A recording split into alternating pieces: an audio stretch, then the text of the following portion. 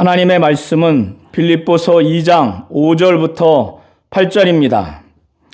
너희 안에 이 마음을 품으라.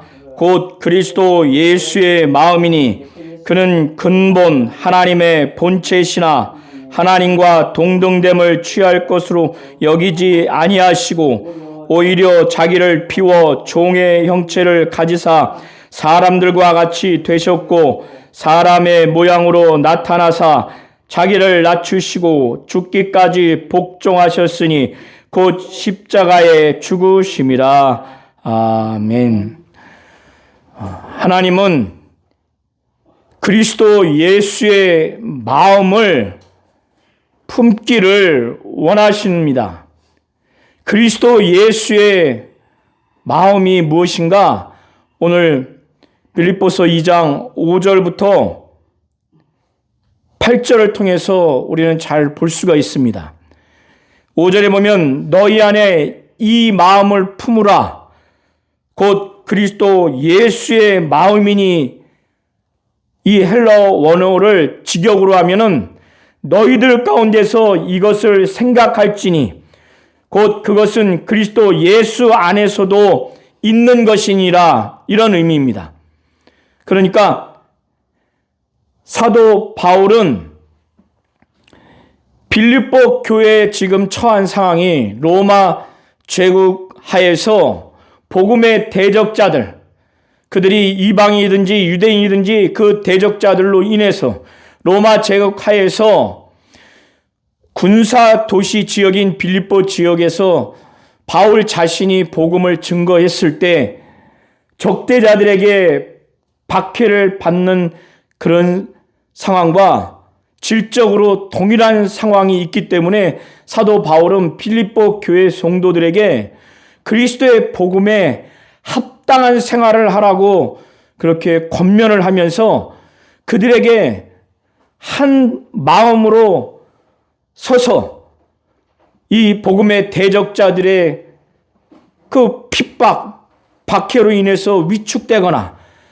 이 대적자들로 인해서 두려워하지 아니하고, 어떤 일이든지 두려워하지 아니하고 온 성도들이 한 마음으로 복음의 이 영적 싸움에서 승리자의 기백을 갖고 한 마음으로 서서 한 뜻으로 복음의 신앙을 위해서 협력하기를 원하는 겁니다. 한 뜻으로 복음의 신앙, 바로 복음의 진리를 위해서 연합해서 영적 싸움을 하는 그런 자세, 한 마음, 한 뜻, 바로 복음의 신앙, 진리를 위해서 용기 100배, 아주 승리자의 그 기백을 가지고 그런 자세를 갖기를 권면을 했어요. 그리고 무슨 일이든지 대적자들로 인해서 두려워하지 말라고 그렇게 한 겁니다. 이것이 그리스도 복음의 합당한 생활의 핵심적인 구체적인 삶의 모습이에요. 이들이 세상적인 가치관, 세상적인 성격, 또 특징, 그런 것으로는 한 마음과 한 뜻이 될 수가 없어요. 어떻게 한 마음과 한 뜻이 될 수 있는가? 그리스도의 그 복음, 그리스도로 인해서만이 오직 한 마음과 한 뜻이 될 수 있다고 사도 바울은 그런 내용을 담고 있는 겁니다. 이들이 한 마음으로 성부, 성자, 성령 삼위 하나님으로부터 받은 그 은혜를 받았을진데, 만일 그것이 있다면, 그래서 2장 1절에 보면 그리스도 안에 무슨 권면이나 동료나 또 권고나 사랑의 무슨 위로나, 그리스도께서 정말 사랑해서 무슨 동료와 권고, 곧 권면을 받았기 때문에, 그리고 그리스도가 사랑해서 너희에게 무슨 위로를 해 주셨다면은, 그렇게 해 주셨기 때문에 성령이 직간접적으로 기도와 말씀을 통하는 그 직접적인 것뿐만 아니라 성도들 가운데 어떤 예배와 기도회와 집회 가운데 또 무슨 교제를 하게 해 주셨다면, 그가 주도적으로 그렇게 해 주셨다면, 하나님이 긍휼과 곧 동정심과 자비를 베풀어 주셨다면 너희들끼리 정말 같은 생각을 가지고 한 뜻, 한 사랑으로 한 마음이 되어야 된다고 사도 바울은 말하는 겁니다. 이렇게 복음의 사역을 하면서 핍박과 박해를 받고 또 대적자들로 인해서 두려움 가운데 있는 이런 상황에서 성도들이 어떻게 하든지 한 뜻과 한 생각, 한 사랑을 가지고 한 마음이 돼서 오직 겸손한 마음으로 나보다 남을 낮게 여기고 다툼이나 허용으로 하지 말고 자기만 돌아보지 아니하고 자기 일만 돌아보지 아니하고 다른 사람의 일도 돌아봐서 바울의 마음을 더 기쁘게 그 기쁨이 충만하도록 그렇게 하라고. 그래서 사도 바울은 빌립보 교회 성도들이 바울이 당한 그리스도의 복음의 그 고난과 그 영적 싸움과 질적으로 같은 그 영적 싸움을 하고 있는 이런 상황 하에서 그리스도의 복음에 합당한 생활을 하라고 그렇게 아주 원론적으로 말하면서 그들에게 이 그리스도의 복음의 신앙을 위해서 정말 이 고난을 두려워하지 아니하고 대적자들을 두려워하지 아니하고 이 영적 싸움을 싸우기 위해서 한 마음과 한 뜻을 갖기를 바라는 겁니다. 같은 생각, 한 뜻, 같은 사랑으로 한 마음이 돼서 겸손함으로 그렇게 사도 바울은 2장 4절까지 그렇게 권면을 했습니다.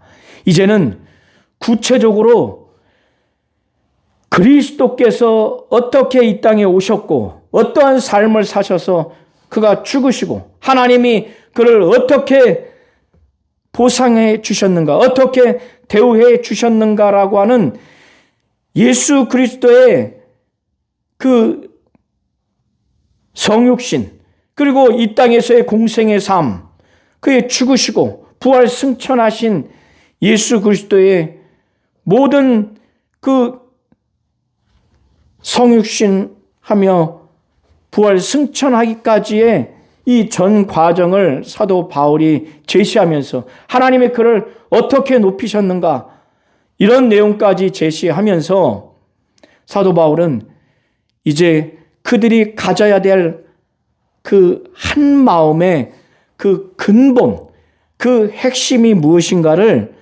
예수 그리스도의 그 삶을 통해서, 예수 그리스도의 그 삶의 그 예를 통해서 지금 그리스도 예수의 마음을 품으라고. 그리스도 예수에게 있는 이것, 바로 그가 공생의 삶을 살아간 그 삶의 그 면면을 그들이 생각하라고 그렇게 말하는 겁니다. 그것은 그들이 가져야 할 태도를 교정하라고, 그 태도를 아주 갖추라고 하는 차원에서 2장 5절을 지금 말한 겁니다. 그래서 빌립보 교인들이 한 마음과 한 뜻이 되기 위해서 오직 겸손함으로 정말 나보다 남을 낮게 여기고 자기 일만 돌아보지 않냐고 다른 사람을 돌아볼 수 있는 그런 삶의 그 태도, 자세를 갖기 위해서는 그리스도 예수의 마음을 품으라고 하는 거예요. 너희 안에 이 마음을 품으라. 곧 그리스도 예수의 마음이니 헬라어 직역으로 너희들 가운데서 이것을 생각하라.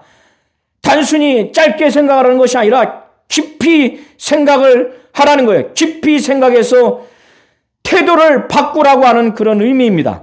너희 가운데서 이것을 생각할지니 곧 그것은 그리스도 예수 안에서도 있는 것이다. 그것은 6절 이하가 그것을 말해주고 있습니다. 그것이 그리스도 예수 안에서도 있다고 하는 그 내용은 6절 이하에 말해주고 있어요. 그것은 예수는 창세 전에 그는 하나님의 본체였습니다. 여기서 하나님의 본체라고 했을 때 그 본체의 헬라어 원어와 그리고 7절에 보면은 오히려 자기를 비워 종의 형체를 가지사 했을 때 이 형체의 헬라어 원어가 모르페라고 해서 똑같습니다. 그래서 이 모르페라고 하는 것은 모양, 모습, 형태 이런 의미입니다. 그러니까 예수는 하나님의 본체였어요. 하나님의 그 본성, 그 본질을 갖고 있는 하나님의 그 모습, 모양, 그 형태를 가진 자가 바로 예수라는 그런 의미입니다. 예수가 근본 하나님의 본체, 곧 하나님의 형체라고 하는 것은 하나님으로서의 그 본성, 하나님으로서의 그 본질을 갖고 있는 분이 바로 예수라고 하는 거예요.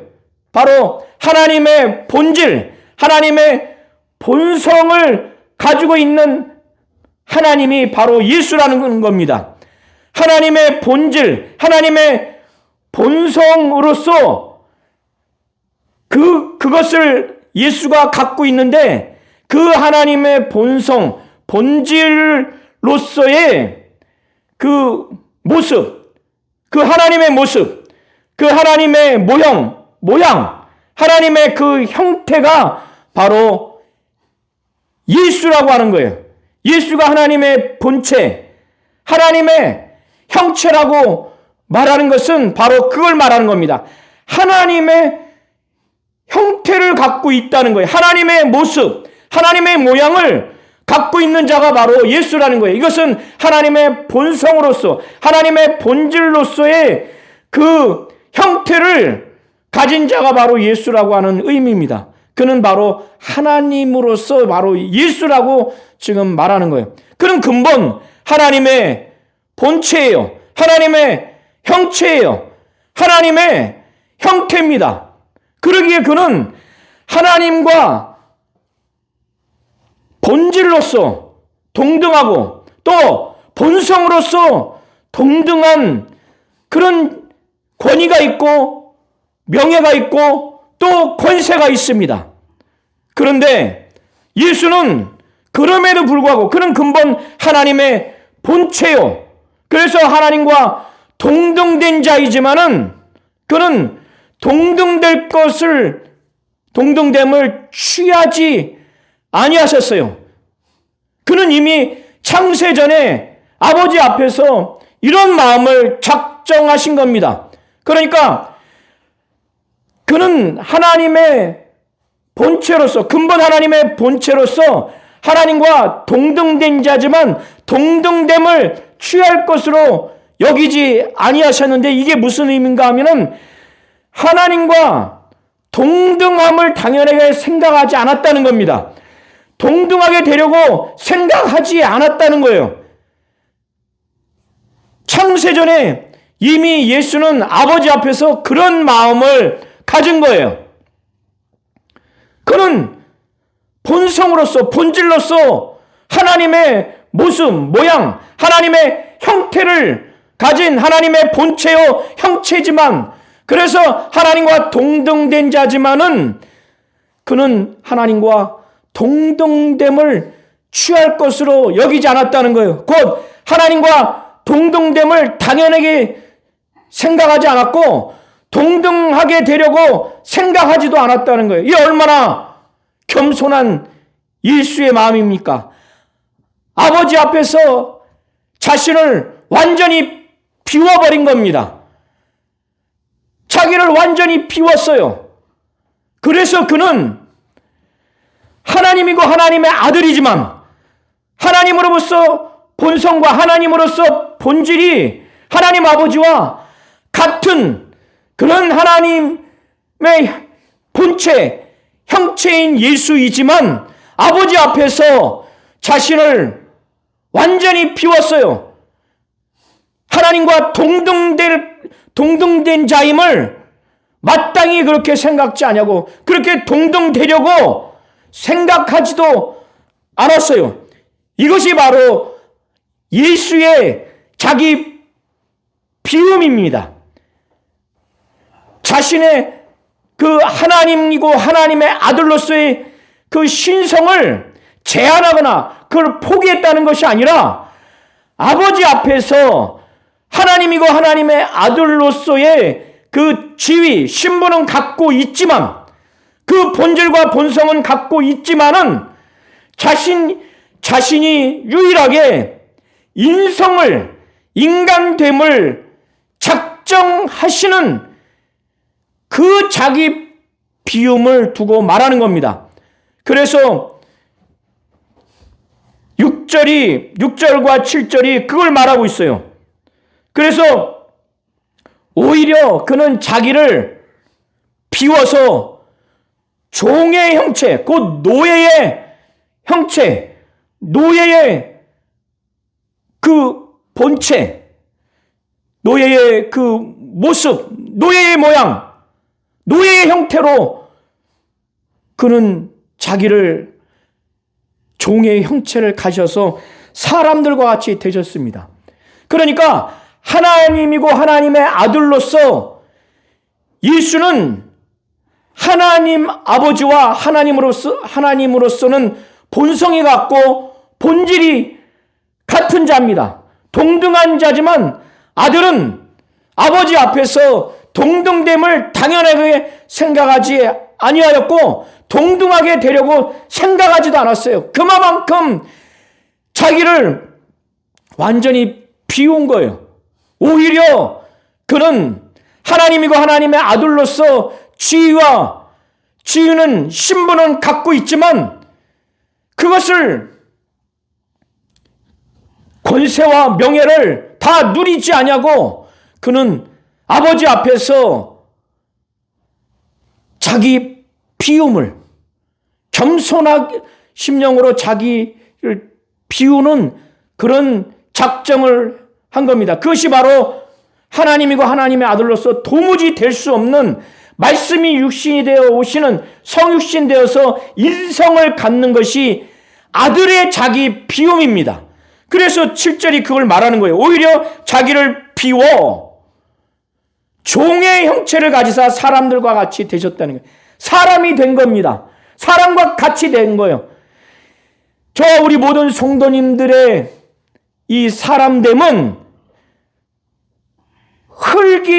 흙으로 지음받은 육체지만은 예수가 말씀이 육신되어 온 것은 흙이 육체가 된 게 아니라 말씀이 육신이 되어 온 성육신 한 겁니다. 그래서 사람과 같이 됐다고 하는 것이 바로 그런 의미예요. 사람의 모양으로 나타났다는 의미입니다. 그러나 인간은 흙으로 지어진 육체이기에 아담 이후로 죄를 갖고 원죄가 있는 죄인이지만은 예수는 말씀이 육신이 되어서 사람과 같이 사람의 모양으로 온 자이지 죄 있는 그런 사람이 아니에요.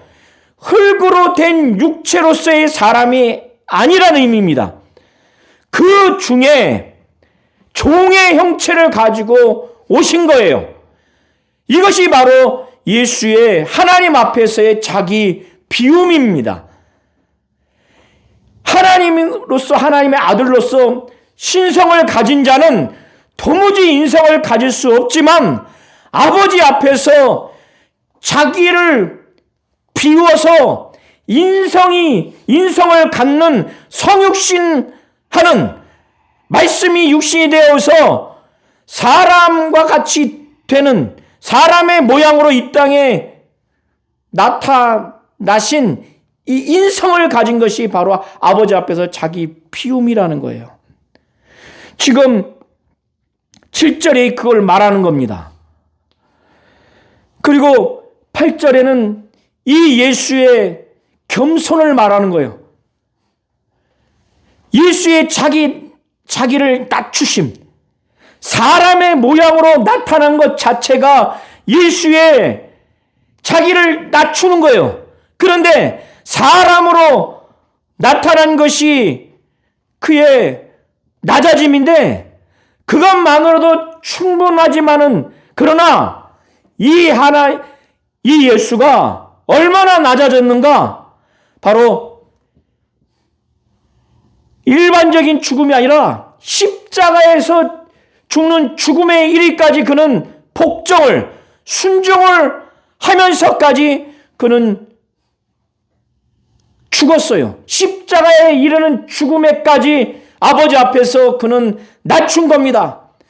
사람 앞에 겸손하고 사람 앞에 낮아진 것은 당연하지만 본질적으로 아버지 앞에서 자신을 낮춘 거예요.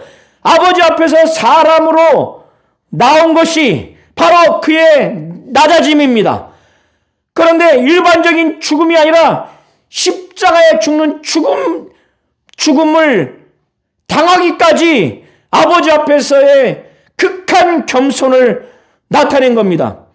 이 당시에 그 십자가에서의 죽는 죽음은 로마인들은 이렇게 죽이지 않아요. 로마 시민들은 이 당시에 국가 반역자나 노예나 아주 흉악한 그런 범죄자, 이런 자를 십자가에 처형합니다.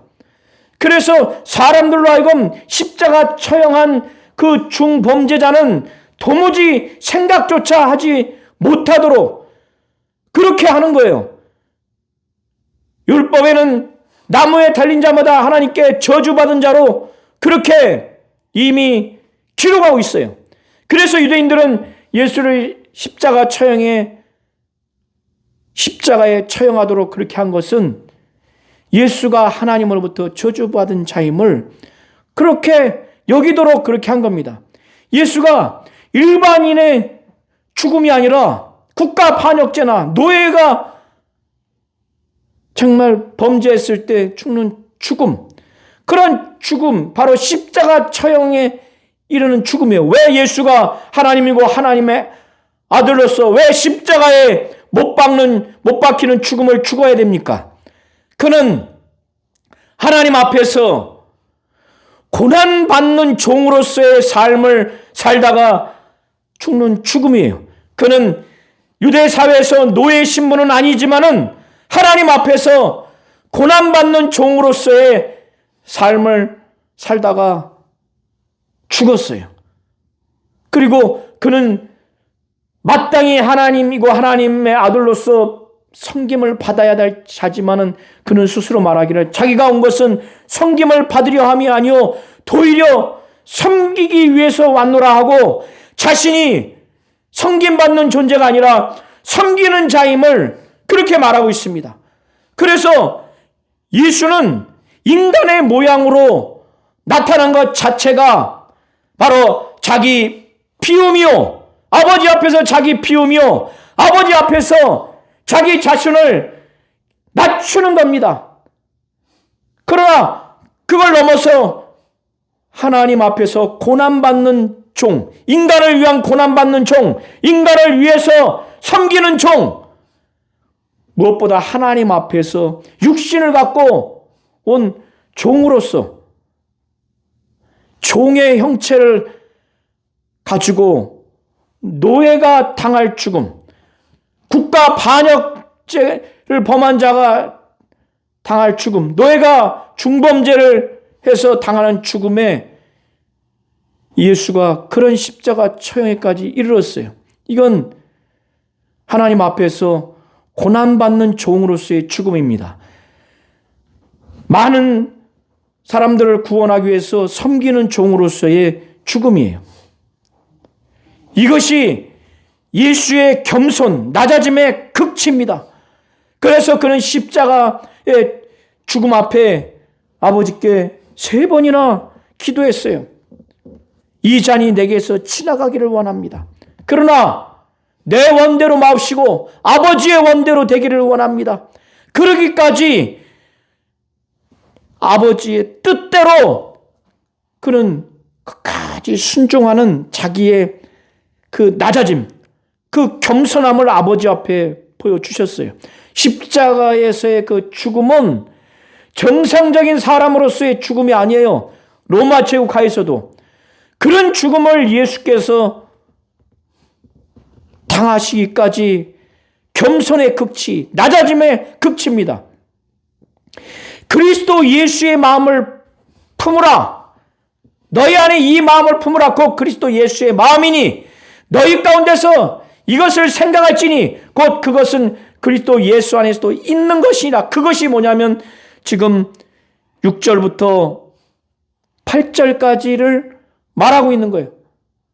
하나님이고 하나님의 아들로서 삼위 중에 한 분인 그가 사람과 같이 되어서 사람의 모양으로 이 땅에 오신 것 자체가 있을 수 없는 일이에요.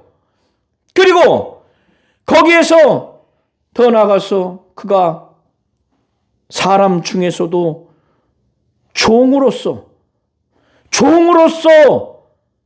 그렇게 살아가다가 일반적인 죽음이 아니라 십자가 처형에 당하는 그 죽음, 이것이 예수의 자기 비움과 자기 낮아짐의 극치예요. 하나님이고 하나님의 아들로서 인간의 모습, 인간의 모양으로 오셔서 인간과 똑같이 되고 그 인간 중에서 노예로서 고난당하시고 또 일반적인 죽음이 아니라 십자가 처형에까지 이르는 그 죽음이 이 예수의 가장 자기를 낮추는 그의 모습, 겸손의 극치를 보여주는 겁니다. 빌립보 교인들에게 이렇게 로마 제국 하에서 복음의 대적자들이 대적하는 이런 상황 하에서 한 마음과 한 뜻을 가지고 굳게 서서 복음의 신앙, 진리를 위해서 싸우기 위해서 그들이 한 뜻, 한 사랑, 한 생각을 가져서 한 마음을 갖고 다툼과 허용으로 하지 않냐고 오직 겸손한 마음으로 나보다 남을 낮게 여기고 자기 일만 돌아보는 것이 아니라 다른 사람을 돌아보려면 이렇게 그리스도 예수의 마음을 품으라고 말하는 거예요. 곧 너희 가운데서 이것을 생각할지니 곧 그것은 그리스도 예수 안에서도 있는 것이다. 바로 예수의 자기 비움과 자기 낮춤, 겸손함으로 성육신하여 공생애를 사시고 죽으신 그 예수의 이 모든 것들을 생각하라는 거예요. 생각하라는 거예요. 이 예수의 마음을 품으라고 이렇게 말하는 겁니다. 그러면 어디 다툼과 허영을 가질 수가 있어요? 겸손할 수밖에 없어요. 이 예수와 똑같은 마음을 가질 수는 없지만 그 마음을 아주 깊이 생각해서 그런 태도로 살아가라고 지금 사도 바울이 그리스도 예수의 성육신과 공생의 삶을 제시하면서 이들에게 지금 이렇게 복음의 대적자들과 이렇게 복음의 박해 가운데 한 마음과 한 뜻의 근간이 되는 이 그리스도의 모습을, 그리스도의 예를 근본적으로 이렇게 제시를 하는 겁니다. 자, 9절부터 11절을 보면 예수께서 이렇게 죽으시니 하나님이 아버지 앞에서 아들이 이렇게 자신을 비우고 아주 극도로 자기를 낮추는 아주 극한의 겸손을 가진 아들, 십자가에 죽는 죽음을 당하기까지 그런 아들의 모습을 볼 때 정말 아버지는 너무 기쁘고 이 아들을 정말 높여야 되겠다. 그래서 그를 지극히 높였어요. 그를 부활하게 하시고 승천하게 하셔서 자기의 그 최고의 권위, 자기가 누릴 수 있는 최고의 영광, 최고의 그 명예로운 자리, 바로 자기 우편, 보좌 우편에 그를 앉히셔서 그를 주와 그리스도가 되게 하셨어요. 임금이 되게 하셨어요. 아주 자신과 아주 동등한 권세와 그 지위와 명예로운 그런 자로서 주와 그리스도가 되게 하신 겁니다. 임금이 되게 하셨어요. 그래서 아버지가 가지고 있는 그 이름을 아들에게 주셨어요. 모든 이름 위에 뛰어난 이름을 아들에게 주신 겁니다. 이름이라고 하는 것은 그 사람의 존재와 그 사람의 본성, 그 본질을 나타내고 권위와 권세와 명예와 영광과 능력을 나타내는 것이 바로 그 이름입니다. 하나님 아버지는 바로 자기의 지위, 자기의 권위, 권세, 능력, 영광, 이것을 담고 있는 이름을, 그 모든 이름 위에 뛰어난 이름을 예수에게 주셨어요. 왜 이렇게 지극히 높이셔서 모든 이름 위에 뛰어난 이름을 주셨는가? 이 아들을 향해서 하늘에 있는 자들과 땅에 있는 자들과 땅 아래에 있는 자들, 하늘에 있는 천사들이나 땅에 있는 모든 인간들이나 땅 아래에 있는 모든 자들, 그것이 악한 영적 존재이든 어떠한 존재이든 이 예수 그리스도를 주라고 시인하도록, 주라고 공식적으로 고백하도록 그렇게 하나님이 하시기 위해서 지극히 높여서 모든 이름 위에 뛰어난 이름을 주신 겁니다. 그리고 그 이름 앞에 무릎 꿇도록 하늘에 있는 자들과 땅에 있는 자들과 땅 아래에 있는 자들로 모든 무릎을 예수 이름에 꿇게 하도록, 예수 이름에 무릎을 꿇는다고 하는 것은 그 예수 이름에 경의를 표한다는 거예요. 굴복당한다는 겁니다.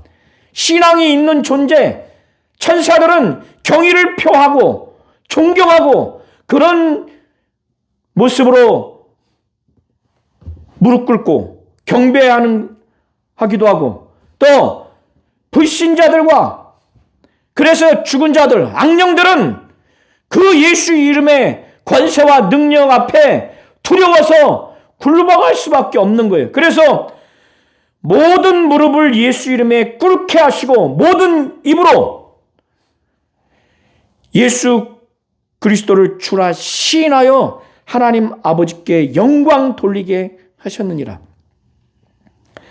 모든 입으로 예수를 주라 시인하여, 여기서 주라고 하는 것은 모든 이성적인 존재, 사람이든 영적 존재이든 특별히 믿는 사람들, 또 천사들이 예수를 그리스도라 시인하여서 고백하여서 바로 이 주라고 하는 것은 하나님과 동등한 만왕의 왕이요 통치자요 주권자로서 예수를 그렇게 시인하도록 고백하도록 하나님이 그렇게 하게 하시기 위해서 이 예수를 지극히 높여서 모든 이름 위에 뛰어난 이름을 주셨다는 겁니다.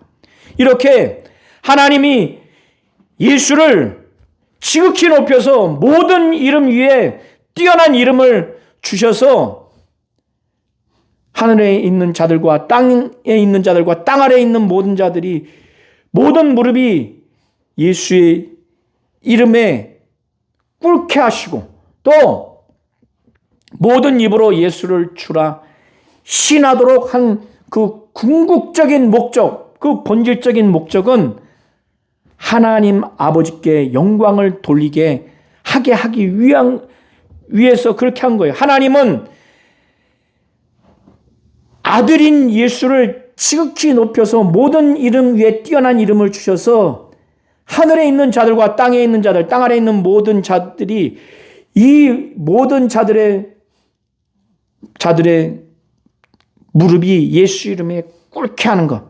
그래서 이 예수를 정말 존경하면서 경배하고 경의를 표하는 그런 것과 그리고 악령들과 믿지 않고 죽은 사람들은 어쩔 수 없이 그때는 비로소 알게 되기 때문에 두렵고 떨림으로 복종하는 그래서 무릎 꿇을 수밖에 없는 이런 모습 하나님은 아들이 그렇게 경배받고 존중받고 통치하는 모습 이거를 너무너무 기쁘고 하나님은 그래서 영광 받으시는 거예요. 아들을 통해서 만물이 이성적 존재가 그렇게 모든 무릎을 예수 이름에 꿇게 됐을 것을 통해서 그리고 모든 입으로 예수를 주라 시인하는 것 예수 그리스도를 만왕의 왕이요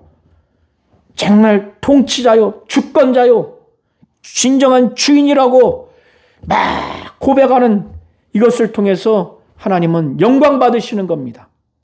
영광 받으시는 거예요. 하나님은 우리 성도님들이 이렇게 아버지 앞에서 자기를 비우셔서 그래서 하나님이고 하나님의 아들로서